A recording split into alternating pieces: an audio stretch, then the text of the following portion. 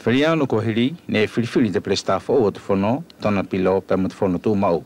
Ne faite kong aini i te osi whakatu umu o te fono i tona kole kalai ki walu ke kau i tu whafonga tu kau alike o wepe mwhutuna ki te awahi o te fono.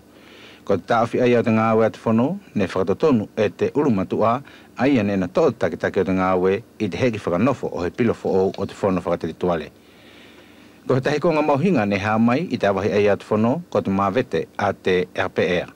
I tahi whahi ko tangata fono RPR e toko walu o takitaki nā tau e kolo visi longlong wholau, ne na tau whakatuutu ia he masoli te toko hongfuru mālua, whakatahi mo te nona skri pia mo tangata fono whau e toko lua, ko se leone a mole pia mo sani patita ulutui pālele.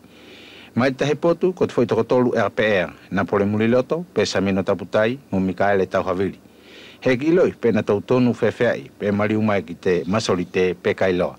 I te whai hema, kona tangata whono e toko wha, kalai ki walu, se te whanataka niko, silia ko lauhea, pēr mo tō masāwea.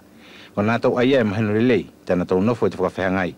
Pēr e tonu ke mahinu lelei, e mo le whoki ko kalai ki walu, ai na takitaki te whai hema, pēr mo te whakawhiangai i te whare whono.